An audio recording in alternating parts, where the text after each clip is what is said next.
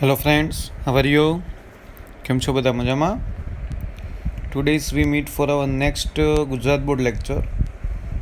In the Gujarat board we have already completed the chapter number 3 theory and example. In the previous lecture we already started our exercise and exercise 3.8 sum we already calculated. Already આપણે એને calculate કરી લીધા છે. બરાબર છે? So right now we starting from the example 3.9. Question is here. Determine the current in each branch of network shown in figure.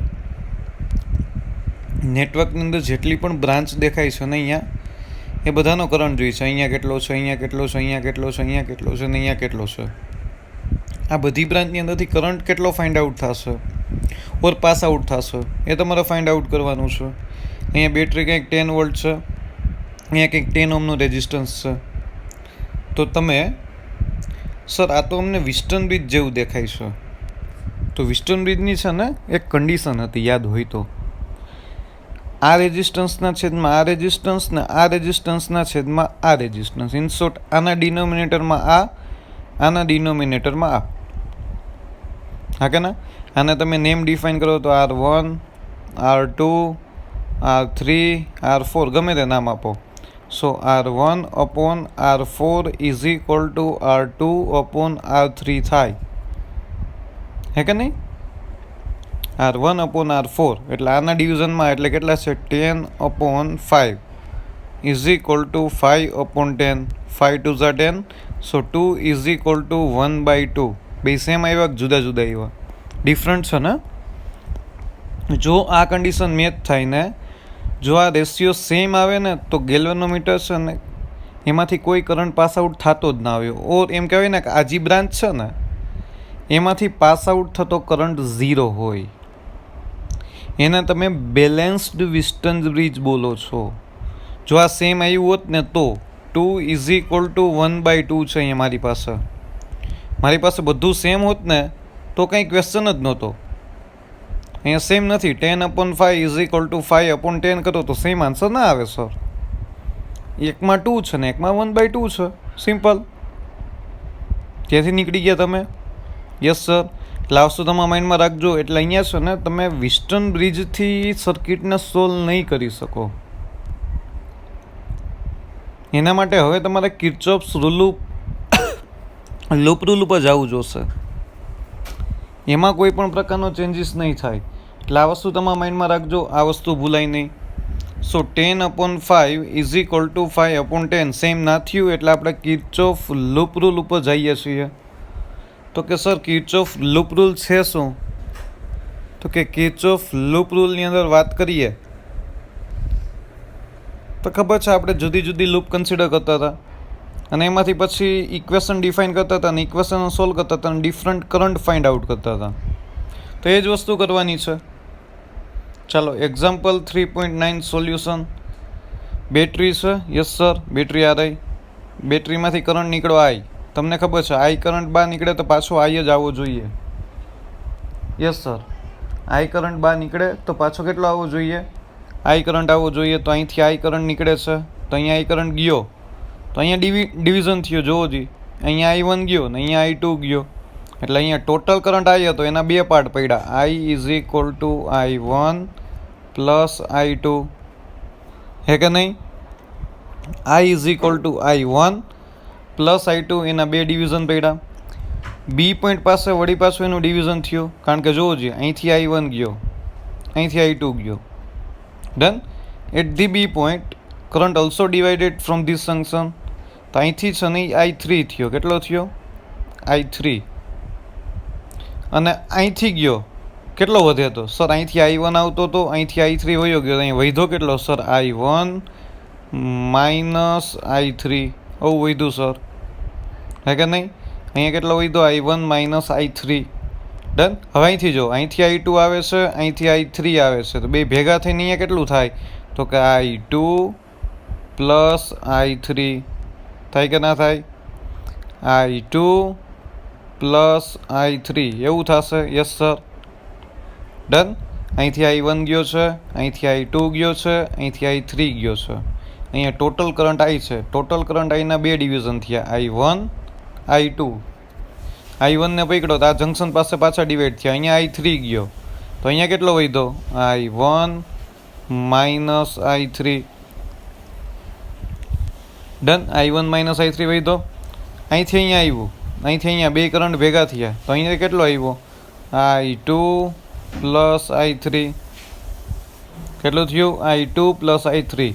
તો અહીંથી તમે I1 માઇનસ I3 આવ્યો, અહીંથી I2 પ્લસ I3 આવ્યો. તો અહીંયા આ પોઈન્ટ પાસે બે કમ્બાઈન થાય કે ના થાય, યસ સર. તો અહીંયા જોવો જોઈએ, I1 minus I3 plus I2 plus I3. I3 cancel તો વધ્યું કેટલું, I1 પ્લસ I2 ને I1 પ્લસ I2 એટલે I બની ગયો કે ના બની ગયો.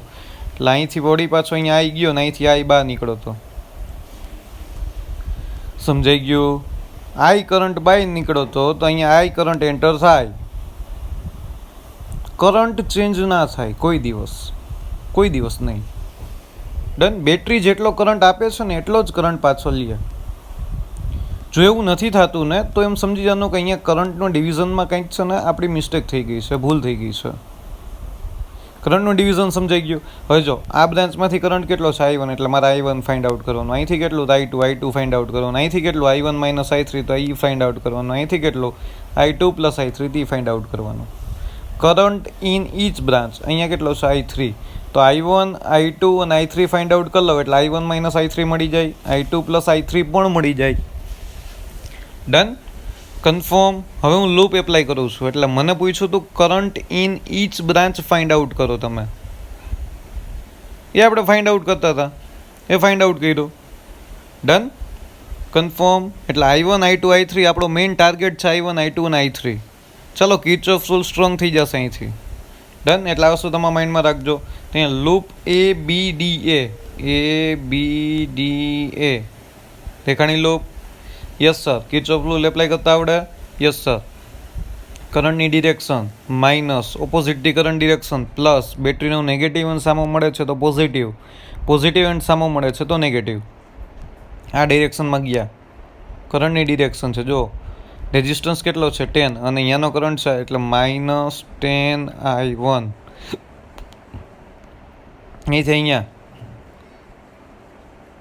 તમારી પાસે I3, અહીંયા તમારી પાસે રેઝિસ્ટન્સ 5 ઓહમ છે, અહીંયા રેઝિસ્ટન્સ છે ને એ 5 ઓહમ છે. ડન. તો અહીંયા તમારી પાસે માઇનસ 10 I1, અહીંથી ગયા માઇનસ 5 I3. વાય? કારણ કે અહીંનો કરંટ I3 છે, રેઝિસ્ટન્સ 5 છે. વળી પાછું આમ ગયા, અહીંયા opposite to the current direction. જો તમે આમ જાઓ છો ને કરંટ સામે આવે છે તો પ્લસ 5. કરંટ કેટલો છે, I2 ઇઝ ઇક્વલ ટુ 0. જોવાનું એ બ્રાન્ચમાં કરંટ કેટલો છે. હરેક બ્રાન્ચમાં I કરંટ નથી, તમે એ મૂકી દો. ડન. એટલે એ વસ્તુ તમારા માઇન્ડમાં રાખજો, એ વસ્તુ ભૂલાય નહીં. Confirm. Minus 10 I1 minus 5 I3 plus 5 I2 is equal to 0. તાર્યું minus 10 I1 minus 5 I3 plus 5 I2 is equal to 0. 2 common નીકળી ગયો, માઇનસ સાઇન કોમન કાઢી. ડન. હિયર 5 કોમન નીકળ્યું, સોરી 5 કોમન નીકળ્યું. તો અહીંયા તમારી પાસે માઇનસ સાઇન કોમન કાઢી તો અંદરની જેટલી સાઇન છે એ બધી ચેન્જ થઈ જશે. તો અહીંયા કેટલું થયું, 2I1 minus I2 plus I3 is equal to 0. Minus sign common કાઢો એટલે જે પ્લસ હોય ને માઇનસ થઈ જાય, માઇનસ એ પ્લસ થઈ જાય. આ કેવું હતું, માઇનસ તો એ પ્લસ થઈ ગયું. I2 પ્લસ છે, જો અહીંયા માઇનસ થઈ ગયું. I3 માઇનસ છે, એ શું થઈ ગયું, પ્લસ થઈ ગયું. 5 કોમન કાઢ્યો. હા, એકચ્યુઅલી હું એમ કહું ને કે -5 કોમન કાઢ્યા. કેટલા કાઢ્યા, શું કીધું મેં? એકચ્યુઅલી કેટલા કોમન કાઢ્યા, -5 કોમન કાઢ્યા. અહીંયા 2 વધે, અહીંથી નીકળી ગયા. -5 કોમન કાઢ્યા એટલે અહીંયા પ્લસનું માઇનસ થઈ ગયું, અહીંયા માઇનસનું શું થઈ ગયું, પ્લસ થઈ ગયું. એટલે 2I1 minus I2 plus I3 is equal to 0. Done. Confirm. Doubt આમાં કોઈને નથી ને? આફ્ટર ધેટ BCDB લૂપ ચાલ્યું. BCDB લૂપ એપ્લાય કરતા આવડે. BCDB loop. ચાલો, કરંટની ડિરેક્શન છે, રેઝિસ્ટન્સ કેટલો છે 5. સો -5 I1 માઇનસ I3 થાય કે ના થાય? Yes sir. પછી અહીંયા પહોંચ્યા opposite to the current direction. જો કરંટ તમારા સામે આવે છે, તમે આમ જાઓ છો, રેઝિસ્ટન્સ કેટલો છે 10, કરંટ કેટલો છે I2 plus I3 plus 10 I2 plus I3. પછી આમ જાઉં છો તો આ opposite to the current direction છે ને, કારણ કે કરંટ જો આમ આવે છે. Yes sir. તો minus plus sir plus 5I3 is equal to 0. Done. Confirm. BCDB loop, આ લૂપમાં એપ્લાય કર્યો. કરંટ એ direction opposite to the current direction, opposite to the current direction. આ ઇક્વેશન અહીંયા લખ્યું હશે. Minus 5I1 minus I3 plus 10I2 plus I3 plus 5I3 is equal to 0. Done. આને bracket open કરીને લખતા આવડે? આનું કેલ્ક્યુલેશન હું તમને હવે આપું છું. અમુક કેલ્ક્યુલેશન અત્યાર સુધી મેં કરી દીધા, આ હું તમને આપું છું હવે. બ્રેકેટ ઓપન કરો, -5 મલ્ટીપ્લાઇડ કરો, બ્રેકેટ ઓપન કરો, 10 મલ્ટીપ્લાઇડ કરો અંદર, પછી સોલ્વ કરો. કેટલા I1 છે, કેટલા I2 છે, કેટલા I3 છે, સોલ્વ કરી શકો. તો અહીંયા ફાઇનલ આવશે -I1 plus 2I2 plus 4I3 is equal to 0. Minus sign common કાઢો તો I1 minus 2I2 minus 4I3 is equal to 0. Done. Minus sign common કાઢશો તો તમને એ જ મળવાનું છે, એટલે વસ્તુ તમારા માઇન્ડમાં રાખજો. I1 minus 2I2 minus 4I3 is equal to 0. Equation 1 and equation 2 આ કરી શકશો ને? પ્લીઝ કેલ્ક્યુલેશન કરજો. બરાબર છે? બ્રેકેટ ઓપન કરીને કંઈક આવું ઇક્વેશન આવવું જોઈએ, પછી માઇનસ સાઇન કોમન કાઢજો. ડન. પછી તમારી પાસે ABCEFA લૂપ, ABCEFA લૂપ, આ લૂપ ગયા. જઈ શકો? ચાલો બનાવો. કરંટ ડિરેક્શન -10I1, આ ડિરેક્શન માઇનસ કરંટની ડિરેક્શન છે, resistance 5, current I1 minus I3. અહીંથી આમ નીકળી ગયા. જો કાંઈ નથી, કાંઈ નથી, કાંઈ નથી, કાંઈ નથી. બેટરી આવી સર, બેટરીનો નેગેટિવ એન્ડ સામો મળ્યો. તો અહીંયા તમે શું મૂકી શકો? પોઝિટિવ મૂકવું પડે. એટલે -10I1 minus 5I1 minus I3 plus 10 minus plus 10 minus 10I is equal to 0. આ છે ને રેઝિસ્ટન્સ. અહીંથી કરંટ I આવે છે, આખામાં કરંટ I જાય છે, અહીંયા I1 જાય છે, અહીંયા I1 માઇનસ I3 જાય છે. ડન. દેખાણો? Yes sir. તો અહીંયા તમે એ રીતના સોલ્વ કરી શકો. જ આ રહ્યો -10I1 minus 5I1 minus I3 plus 10 minus 10I is equal to 0. તમને છે ને તમે પ્રેક્ટિસ કેમ કરવાની ખબર? લૂપ ખબર પડી જાય ને એટલે તમારી રીતે ટ્રાય કરવાની, પછી આ ઇક્વેશન જોવાનું. મેઇન તો આ ઇક્વેશન જ છે. જો ઇક્વેશનમાં પ્લસ માઇનસની ભૂલ પડી તો આખા જે પણ નવા ઇક્વેશન બનાવો ને, ઇક્વેશન 1 2 3, એ ભૂલ જ પડવાની છે. મેઇન ઇક્વેશન તમારાથી ખોટું બની ગયું છે તો તમારી ભૂલ જ પડવાની છે પછી. એટલે તમને લૂપ હું કહી દઉં ને, એટલે તમારે એનું ઇક્વેશન તમારી રીતે બનાવવાનું ટ્રાય કરવાની, તો પ્રેક્ટિસ થશે. સમજાય છે? ડન. તો હવે તમે આનું બ્રેકેટ ઓપન કરી શકો આ બધાના. Yes sir. પણ આ બ્રેકેટ ઓપન કર્યા પહેલાં આઈની વેલ્યુ મૂકી. I ઇઝ ઇક્વલ ટુ તમને ખબર છે I1 પ્લસ I2 થાય. યસ સર, અમને ખબર છે. I is equal to it's I1 plus I2. તો I1 પ્લસ I2 મૂકી દેવાનું. ત્યાં મૂકી દીધું. એટલે અહીંયા તમારી પાસે 25I1 plus 10I2 minus 5I3 છે. Minus 5I3 is equal two 10. આવું તમને ઇક્વેશન નંબર 3 મળે. મહેરબાની કરીને કેલ્ક્યુલેશન કરજો, કારણ કે કેલ્ક્યુલેશનની પ્રેક્ટિસ નહીં હોય ને તો આ સમ સોલ્વ નહીં થાય કિર્ચોફ લોના. એટલે પ્લીઝ રિક્વેસ્ટ છે, કેલ્ક્યુલેશન કરજો, ખાલી કોપી પેસ્ટ ના કરતા. Done. 25I1 plus 10I2 minus 5I3 is equal two 10. Done. Okay good. હવે આપણે છે ને ઇક્વેશન 1 2 એન્ડ 3 બધી લૂપ લઈ લીધી. ઇક્વેશન 1 2 એન્ડ 3 ત્રણેયની અંદર કિર્ચોફ રૂલ એપ્લાય કરવો છે. તો કિર્ચોફ રૂલ એપ્લાય કરો છે ઇક્વેશન 1 એન્ડ 2, એમાંથી I2 ને રિમૂવ કરી દો. ચાલો, ઇક્વેશન 1 એન્ડ 2, ઇક્વેશન 1 દેખાય છે, એમાં I2 ને રિમૂવ કરવું છે. તો અહીંયા -2I1 છે, અહીંયા -I2 છે. તો આ ઇક્વેશનને -2 વડે મલ્ટીપ્લાઇડ કરી દો. કેટલા વડે? -2 વડે મલ્ટીપ્લાઇડ કરી દો. તો અહીંયા શું આવે? -4I1. અહીંયા શું હતું? -i2 હતું, -i2 ઇન્ટુ -2, સો +2i2 થઈ જાય. યસ સર, +2i2 થઈ જાય. અહીંયા -2i3 થઈ જાય. તો એવું જ હશે, જો આ રહ્યું -4i1 + 2i2 -2i3 = 0. ને ઇક્વેશન 2 શું હતું? એને કાંઈ કરવાનું જ નથી. i1 -2i2 -4i3 = 0. તો અહીંયા +2i2 -2i2 કેન્સલ થઈ જશે, કારણ કે મારે i2 ને જ રિમૂવ કરવું હતું. તો અહીંયા વધ્યું શું? -4i1 + i1 -3i1 -4 -2 -6i3 -3i1 -6i3 = 0. Done. -3i1 -6i3 = 0 તમારા પાસે આવ્યું. ડાઉટ આમાં કોઈને? એટલે રિલેશન મળ્યો તમને અહીંયા.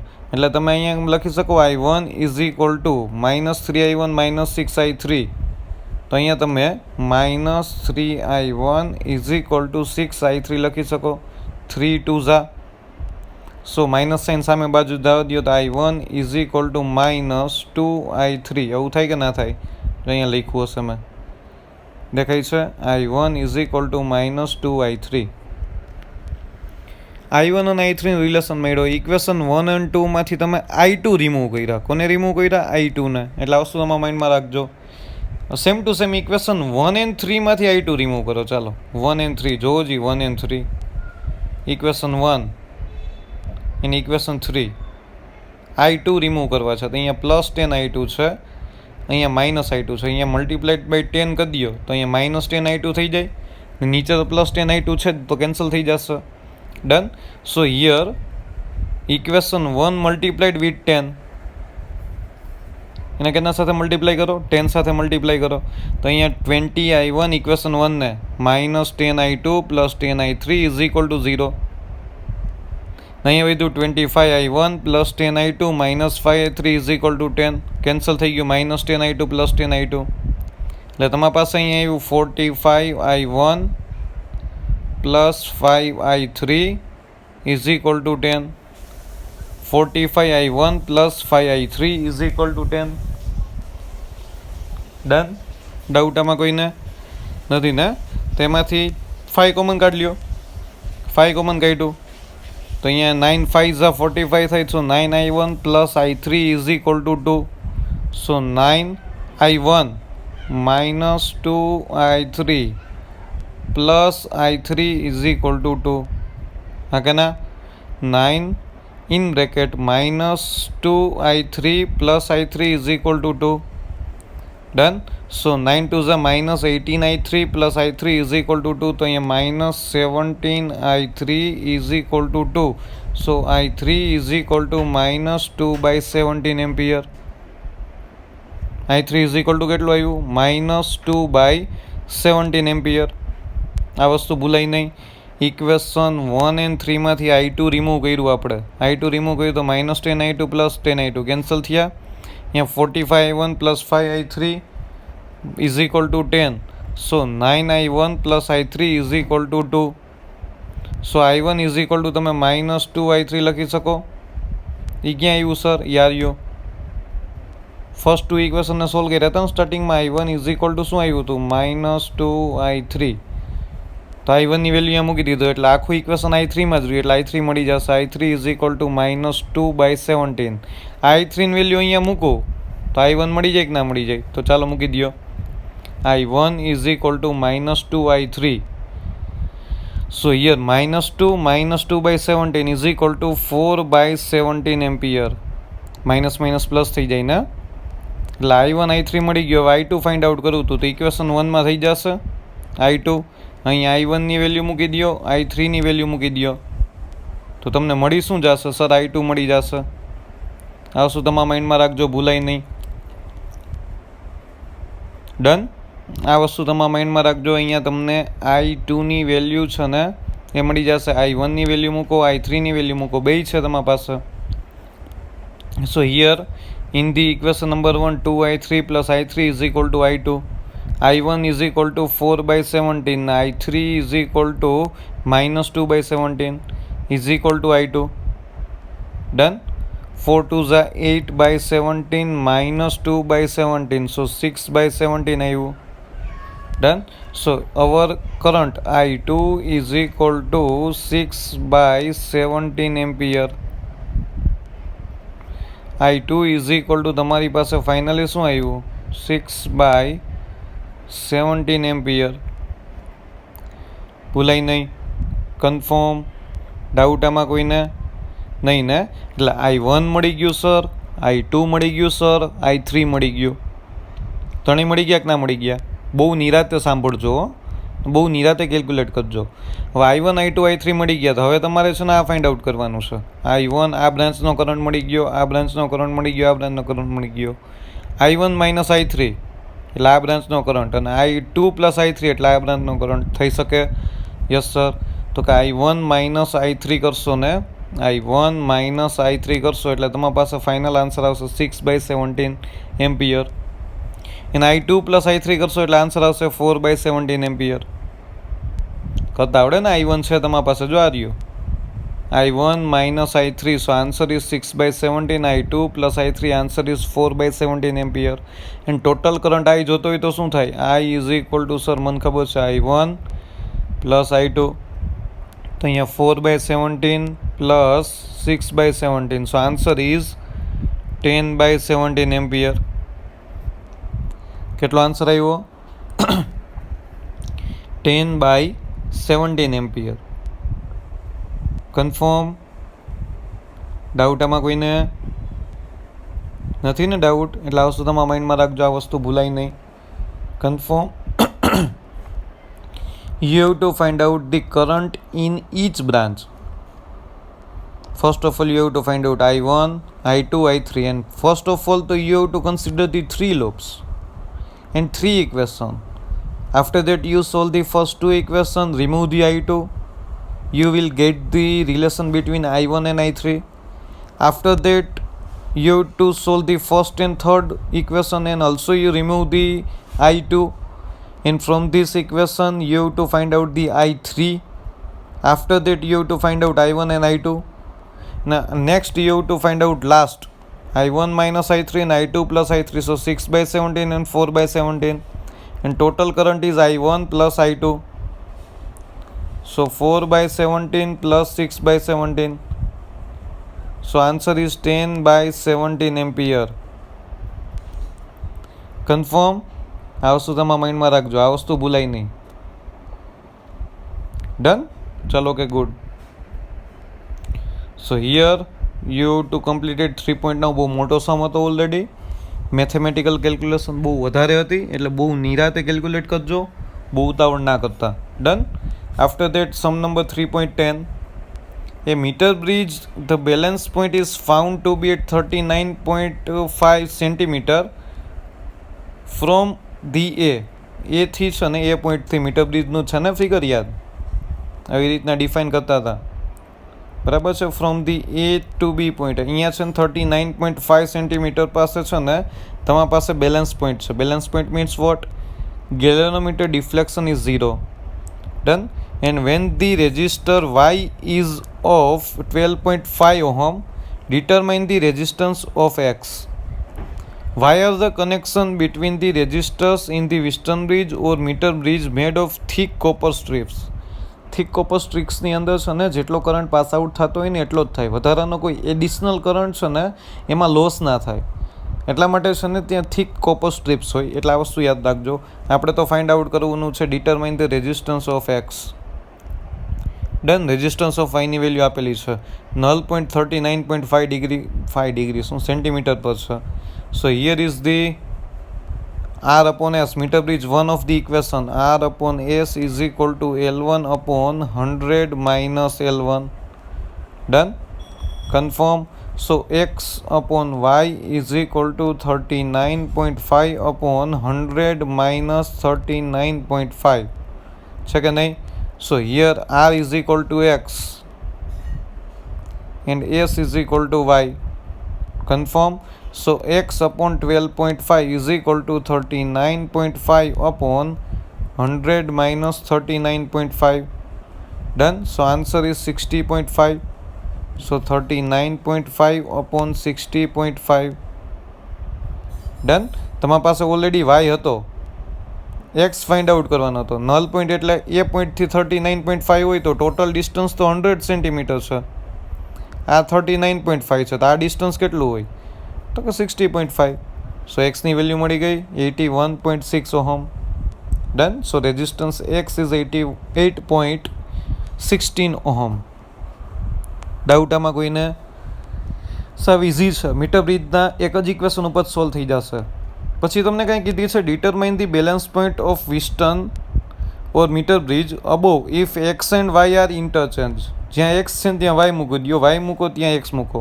ચાલો, અહીંયા એક્સ અપોન વાય છે ને, તો એક્સની જગ્યાએ શું મૂકી દો? વાય મૂકી દો. વાયની જગ્યાએ શું મૂકી દો? એક્સ મૂકી દો. ત્યારે શું ફાઇન્ડ આઉટ કરવાનું છે તો કે sir null point or balance point find out કરવાનો છે. So Y upon X is equal to L1 upon 100 minus L1. So Y અને એક્સની વેલ્યુ છે આ રહી સર. એક્સની વેલ્યુ અહીંથી ફાઇન્ડ આઉટ કરી. સો 1.5318 અહીંયા તમે મલ્ટીપ્લાઇડ કરો, 100 minus L1 is equal to L1. So 153.18 minus 1.5318 L1 is equal to L1. So L1 વાળા પોઈન્ટ જે સ્ટેપ્સ છે એને ભેગા કરી દો. આ માઇનસ છે, આ બાજુ આવે શું થઈ જશે સર? પ્લસ થઈ જશે. સો 153.18 is equal two 2.5318 L1. Done. So L1 is equal two તમારી પાસે શું મળ્યું? 60.5 centimetre. Done. Confirm?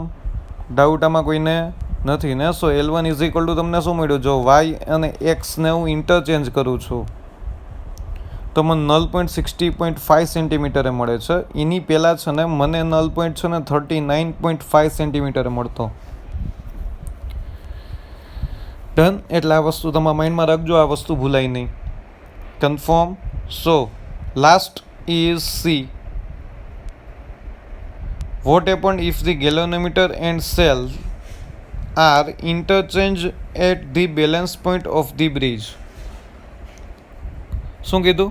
Cells are interchange at the balance point of the bridge. Would the galvanometer show any current? કાંઈ ના ફેર પડે. ડન. કાંઈ ના ફેર પડે. When a change the place of galvanometer and battery A and C potential remain same. So galvanometer defines the નો current. Done. So એમાં કંઈ ફેર જ ના પડે. ગેલોનોમીટર છે એને બેટરી સાથે ચેન્જ કરી દઉં તો એનાથી potential between A and C તો સેમ જ રહેવાનું છે. જે એ એન્ડ સીનું પોટેન્શિયલ હતું ને, અહીંયા મીટર બ્રિજ હતું, અહીંયા રેઝિસ્ટન્સ હતા, અહીંયા રેઝિસ્ટન્સ હતા, અહીંયા જોકી થ્રુ છે ને ગેલોનોમીટર કનેક્ટ થયેલું હતું. તો મને ખબર છે એ એન્ડ સી વચ્ચેનું પોટેન્શિયલ કોઈ દિવસ ચેન્જ ના થાય. હું આ ગેલોનોમીટરની જગ્યાએ બેટરી મૂકી દઉં, બેટરીની જગ્યાએ ગેલોનોમીટર મૂકી દઉં, કોઈ જ ફેર પડશે નહીં. Always remain same. કન્ફર્મ? એટલે આ વસ્તુ તમારા માઇન્ડમાં રાખજો, ભૂલાય નહીં.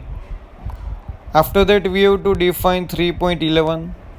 A storage battery of EMF 8 volt and internal resistance 0.5 ohm is being charged by 120 volt DC supply using series resistor of 15.5 ohm.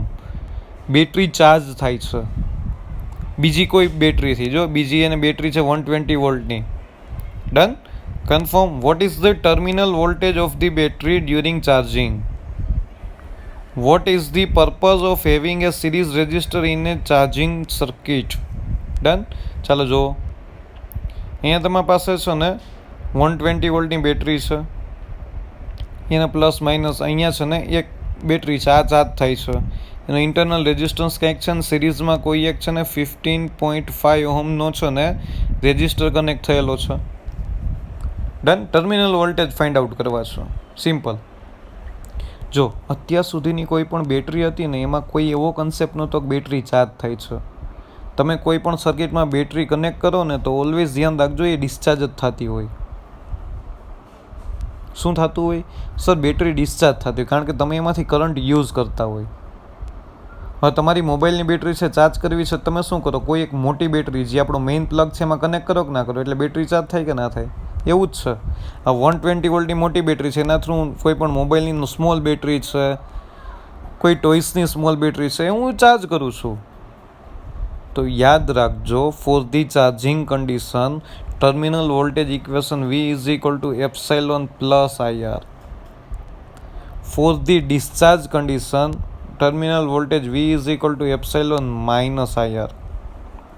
Please remember, V is equal to epsilon plus IR for the charging, for the discharging epsilon minus IR. આ ભૂલાય નહીં. Confirm? Doubt આમાં કોઈને નથી ને? તો ચાલો અહીંથી છે ને ABCD લૂપમાં કિર્ચોફ લૂ એપ્લાય કરો. બેટરી આવી, પોઝિટિવ ટર્મ સામે મળ્યો minus epsilon, current direction minus IR, current direction minus I capital R, negative term plus V is equal to 0. Kirchhoff rule હવે એપ્લાય કરતા આવડવો જ જોઈએ. ડન? ડાઉટ આમાં કોઈને? તો અહીંયા તમારી પાસે છે V minus epsilon is equal two I.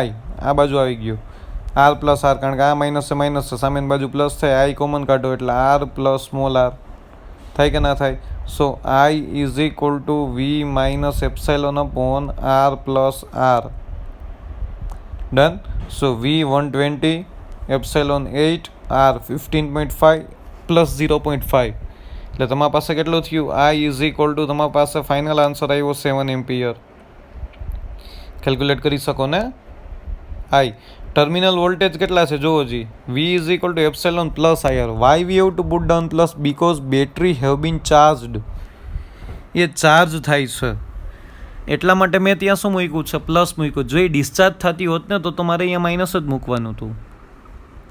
આ વસ્તુ ભૂલાય નહીં. કન્ફર્મ?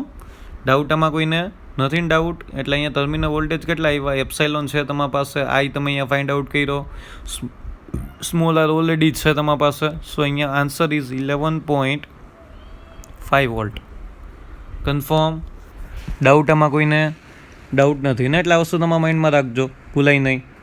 ડન? અહીંયા કોઈ એક મોટી બેટરીથી છે ને કોઈ એક નાની બેટરી ચાર્જ થાય છે, સ્મોલ બેટરી.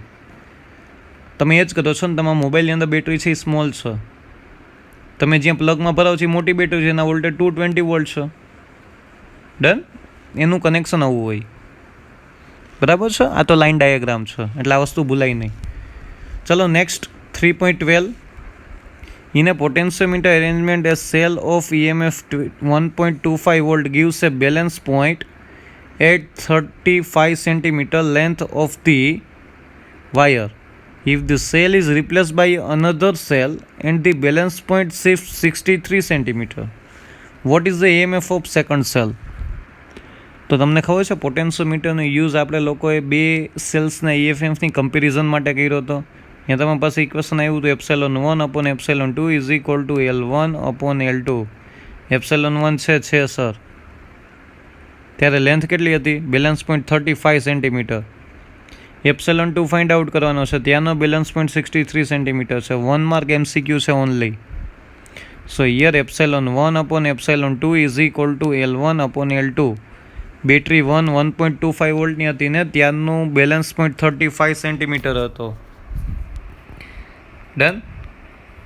બીજી બેટરી કનેક્ટ કરી ત્યારનું બેલેન્સ પોઈન્ટ 63 સેન્ટીમીટરે છે, ત્યારનું મારે એપ્સાઇલોન 2 ફાઇન્ડ આઉટ કરવું છે. તો epsilon 2 is equal two 2.25 volt. હા, શું તમારા માઇન્ડમાં રાખજો, આ વસ્તુ ભૂલાય નહીં. કન્ફર્મ? ડાઉટ આમાં કોઈને નથી ને? ચાલો, okay, good. 3.13. Next is a number of density of free electrons in a copper conductor estimated in example 3.1 is 8.5 into 10 raised to 18 meter cube inverse. How long does an electron take to drift from one end of a wire 3 meter long to its other end? Done? The area of cross section of wire is 2 into 10 raised to minus 6 meter square and its current is 3 ampere. કેટલા ટાઈમની અંદર એ pass out કરે આપણે find out કરવાનું છે. Current ડેન્સિટીનું equation તમને યાદ છે? What is the current density? Sir yes sir, J is equal two NEVD. Is the current density. J is equal two, મેં તમને પ્રૂવ કરીને દીધું ખબર સાઈડમાં, J is equal two NEVD. On the behalf of J upon A, we have to put down I upon A. NE. VD means velocity થાય. Velocity is equal to આમ distance upon time લખી શકું. લખી શકો કે ના લખી શકો? Yes sir. So here J is equal two any VD, J is equal two I upon A, VD is equal two L upon T. તો કોઈ એક લેન્થ છે, કોઈ એક ક્રોસ સેક્શન છે, એમાં કેટલા ટાઈમની અંદર એ પાસ આઉટ થાય, તો ટાઈમ ફાઇન્ડ આઉટ કરવો હતો. ટાઈમને હેડ કન્સિડર કર્યો તો તમારી પાસે NELA upon I. Simple.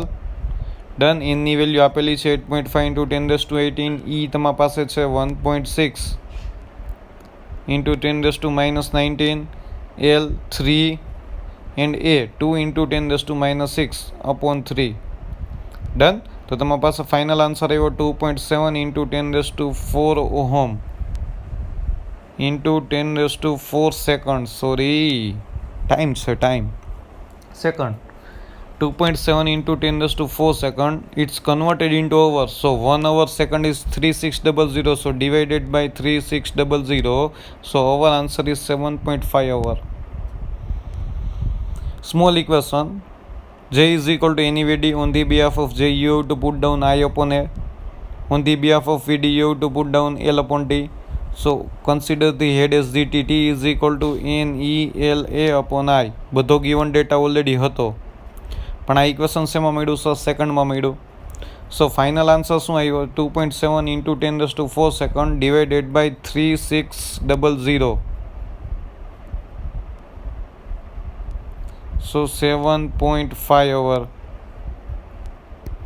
Done. કેટલો આવ્યું? 7.5 અવર. આ વસ્તુ ભૂલાય નહીં, આ વસ્તુ યાદ રાખજો. બરાબર છે? સિમ્પલ છે. Next 3.14. Additional exercise we have to start. So here is 3.1. The Earth's surface has a negative surface charge density of 10⁻9 coulomb meter square. The potential difference of the 400 kilovolt between the top of the atmosphere and the surface results due to low conductivity of the lower atmosphere in a current of only 1800 ampere over the entire globe. If there were no mechanism of sustaining atmospheric electric field, how much time roughly would be required to neutralize the Earth's surface? Done. Radius of the Earth તમને છે ને 6.37 into 10⁻6 આપેલી છે. અહીંયા તમને એમ કીધું this never happens in practice because there is a mechanism to replacing electric charge, namely the continuous thunderstorms and lightning in different parts of the globe. કોઈ દિવસ છે ને ન્યુટ્રલાઇઝ થાય જ નહીં. તમને એમ કહે છે કે અર્થ સરફેસ ન્યુટ્રલાઇઝ થવાની વાત કરે છે, બટ અર્થ સરફેસ છે ને પર્ટિક્યુલર ન્યુટ્રલાઇઝ થવાની જ નથી. કારણ કે છે ને ઇક્વલ ચાર્જીસ છે ને, જ્યારે થંડરસ્ટ્રોમ છે, લાઇટનિંગ થતું હોય ને, ત્યારે અર્થ ઉપર છે ને ઇક્વલ, એમ કહેવાય ને કે પર્ટિક્યુલરલી ઇક્વલી ચાર્જ ડિસ્ટ્રીબ્યુટેડ થાય. ડન. એટલે આ વસ્તુ તમારા માઇન્ડમાં રાખજો. કંઈથી એવું થાય ને, ધારો કે અર્થ છે, અહીંયા લાઇટનિંગ થયું, તો આ લાઇટનિંગ અહીંયા જ નહીં થાય. આ લાઇટનિંગના જેટલા પણ ચાર્જ છે ને એ બધી બાજુ ઇક્વલી ડિસ્ટ્રીબ્યુટ થઈ જશે. સમજાણો? એટલે અર્થ સરફેસ છે ને ઓલવેઝ ચાર્જની કન્ડિશનમાં જ રહે છે. ડન. એટલે એ લોકો કહી દીધું પ્રેક્ટિકલી પોસિબલ નથી, પણ છતાં ફાઇન્ડ આઉટ કરી લઈએ આપણે. અહીંયા ટાઈમ કેટલો થાય? તો કે sigma is equal to Q upon A. એ લોકોએ ટાઈમ જ પૂછ્યો છે. અર્થ સરફેસ ન્યુટ્રલાઇઝ થાય એના માટે ટાઈમ કેટલો? તો sigma is equal to Q upon A. Q is equal to I is equal to Q upon T થાય. So Q is equal to I T લખી શકું સર? લખી જ શકો ને sir? Q is equal to I T. So is the sigma is equal to I T upon area. Earth means sphere. સ્ફિયરનો area કેટલો હોય? 4πr². ડન. તો અહીંયા ટાઈમ ફાઇન્ડ આઉટ કરો છો. ટાઈમને તમે હેડ કન્સિડર કર્યો તો 4πr² into sigma upon i. બધી વસ્તુ છે તમારી પાસે. 4 પાઈ 3.14 r 6.37 in 10⁻6 whole square. Sigma already છે, કુલમ પર મીટર સ્ક્વેરમાં હોય. Surface charge density 10⁻9 upon i means 1800.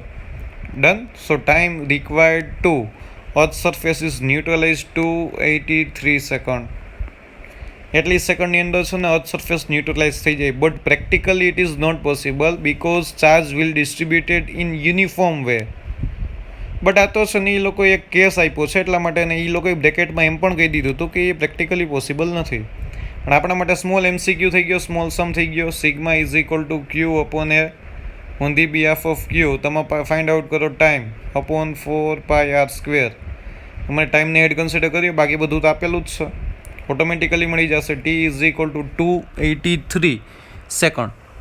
Done? Doubt આમાં કોઈને નથી ને? સો આ વસ્તુ તમારા માઇન્ડમાં રાખજો, આ વસ્તુ ભૂલાય નહીં કોઈ દિવસ. ડન? તો આજે અહીંયા સુધી રાખીએ છીએ. ટોટલ 6 સમ કેલ્ક્યુલેટ કરેલા છે. અમુક સમ બહુ સ્મોલ હતા, અમુક સમ બહુ લાર્જ હતા. અને on the behalf of Kirchhoff rule જે સમ છે એમાં તમારું મેથેમેટિકલ કેલ્ક્યુલેશન વધી જાય છે. સો પ્લીઝ રિક્વેસ્ટ છે કે એ વસ્તુ છે ને તમે લોકો છે ને બહુ કોન્સન્ટ્રેશનથી બહુ નિરાતે કેલ્ક્યુલેટ કરો. અને કાંઈ પણ ના સમજાય તો તમે કોલ કે મેસેજ કરીને મને પૂછી શકો છો. બરાબર છે? ચાલો નેક્સ્ટ લેક્ચરમાં પાછા ભેગા થઈએ. Stay home, stay safe. Thank you very much.